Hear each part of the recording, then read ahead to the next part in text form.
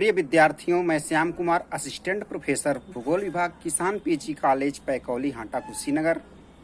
आज हम सभी लोग पृथ्वी की आंतरिक संरचना पर आधारित बहुविकल्पी प्रश्नों का अध्ययन करेंगे। Video UGC net, TGT, PGT सहित अनेक प्रतियोगी परीक्षाओं के लिए अत्यंत उपयोगी है।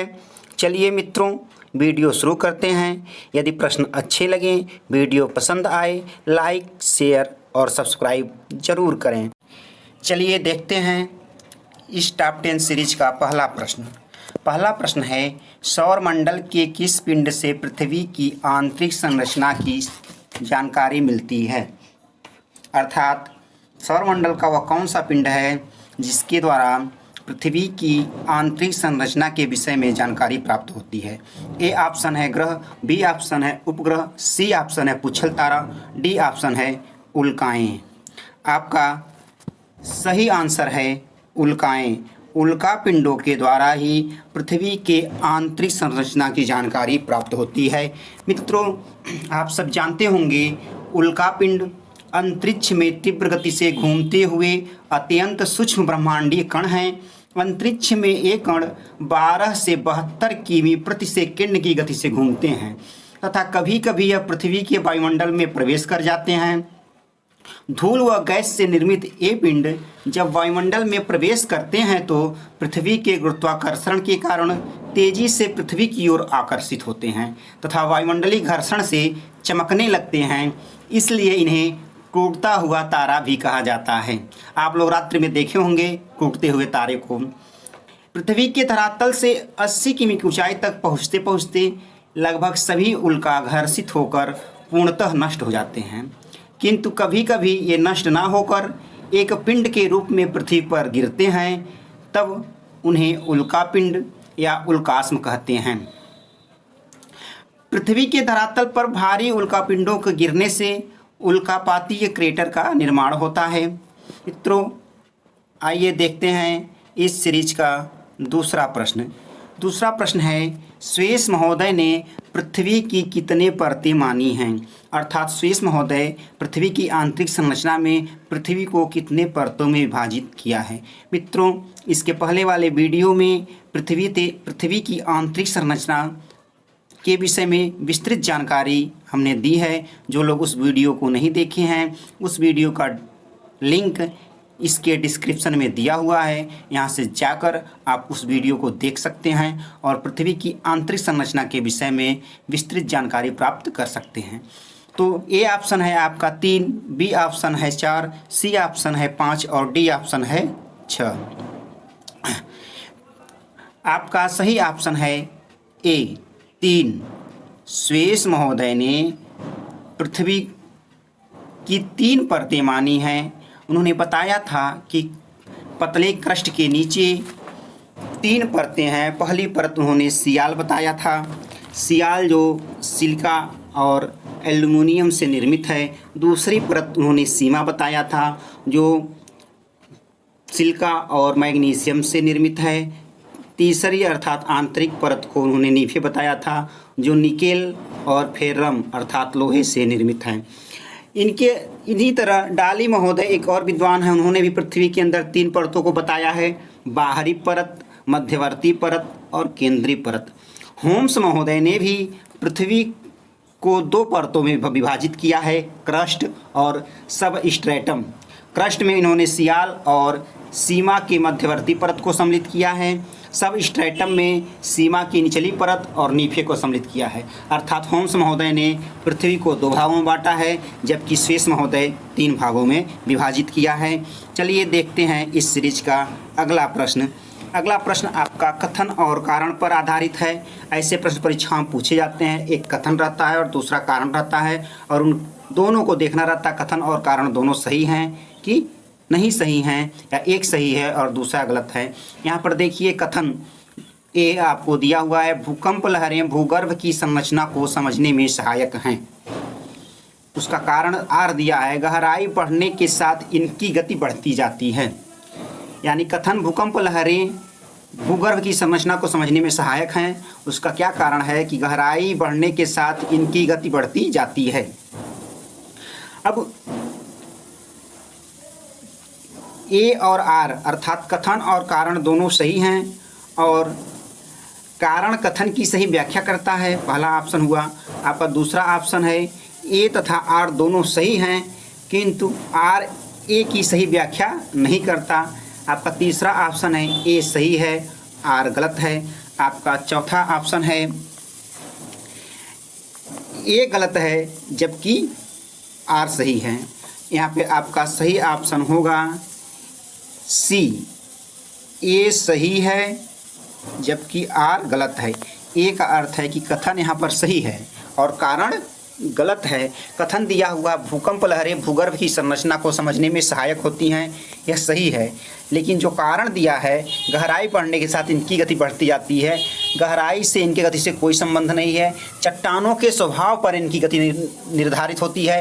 यदि जो चट्टान कठोर हैं तो इनकी गति तीव्र हो जाती है और चट्टान लिक्विड फॉर्म में है तो प्राथमिक तरंगों की गति तो कम हो जाती है, लेकिन द्वितीयक तरंगें जो होती हैं उनकी गति शून्य अर्थात वे लिक्विड फॉर्म में प्रवेश नहीं करती हैं।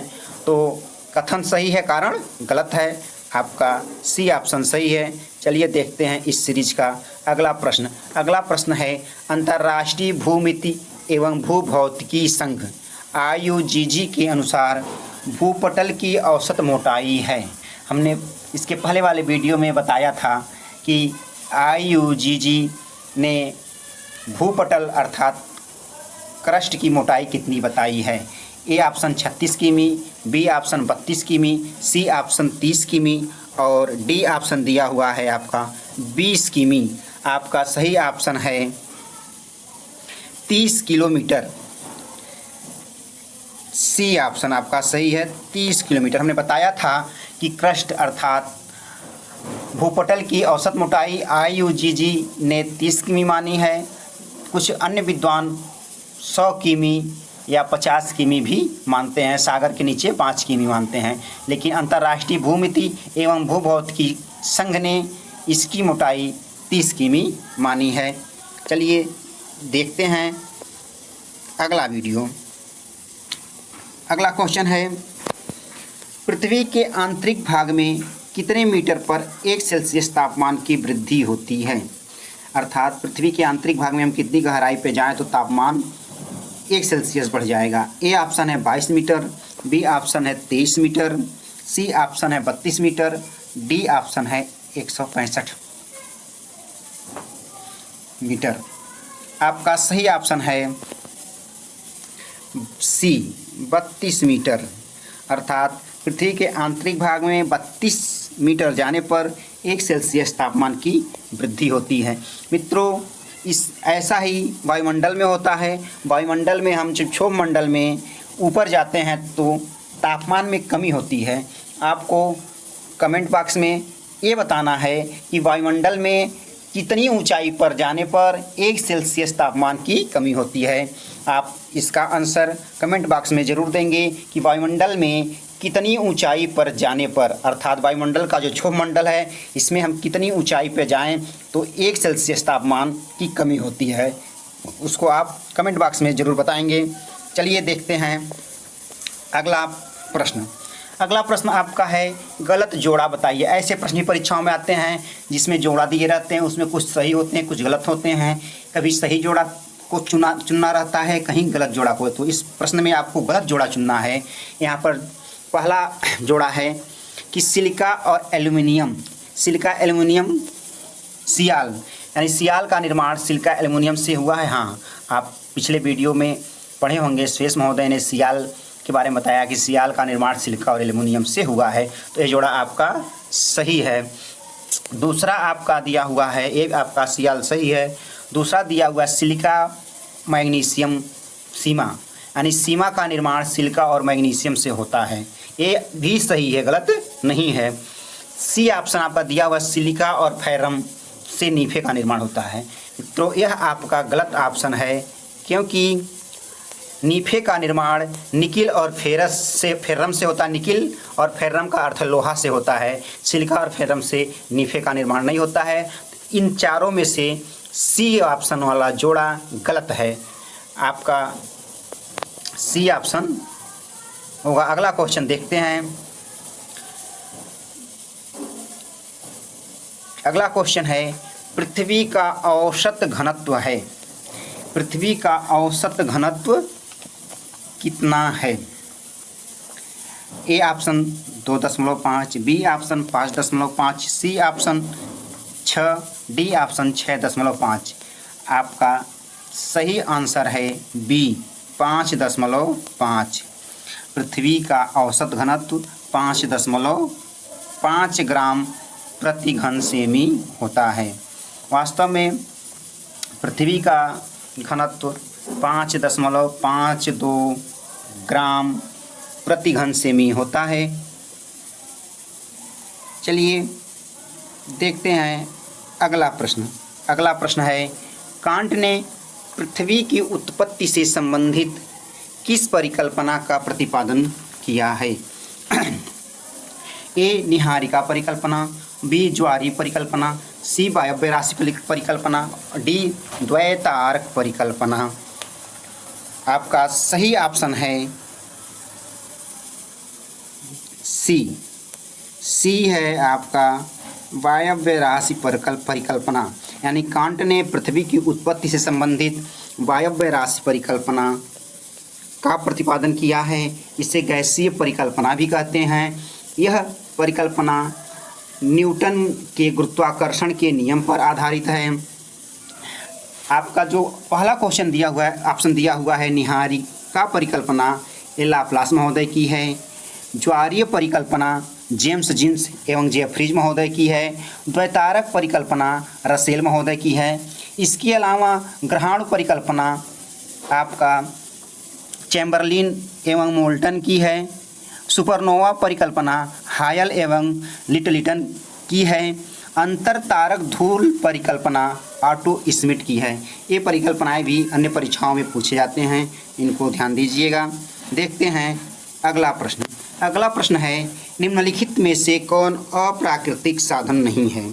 आपको पिछले वीडियो में बताया था कि पृथ्वी के आंतरिक संरचना के विषय में ज्ञान प्राप्त करने के साधनों में दो तरह के साधन हैं, प्राकृतिक साधन और अप्राकृतिक साधन। वहीं से प्रश्न लिया गया है कि निम्न में जो दिया हुआ उनमें से कौन सा अप्राकृतिक साधन नहीं है। ए ऑप्शन है घनत्व, बी ऑप्शन है दबाव, सी ऑप्शन है तापमान, डी ऑप्शन है ज्वालामुखी। आपका सही ऑप्शन है डी ज्वालामुखी।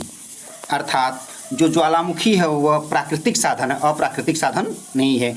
दबाव, घनत्व, तापमान अप्राकृतिक साधन है, लेकिन ज्वालामुखी और भूकंप दोनों प्राकृतिक साधन हैं जिनके द्वारा पृथ्वी के आंतरिक संरचना के विषय में जानकारी प्राप्त होती है। देखते हैं अगला प्रश्न। इस टॉप 10 सीरीज का अंतिम प्रश्न है। देखिए, पृथ्वी के आंतरिक भाग में ऊष्मा का जनन मुख्य रूप से रेडियो सक्रिय पदार्थों तथा गुरुत्व बल के तापीय ऊर्जा में परिवर्तन से होता है। यहाँ पे दो कथन दिए हुए हैं।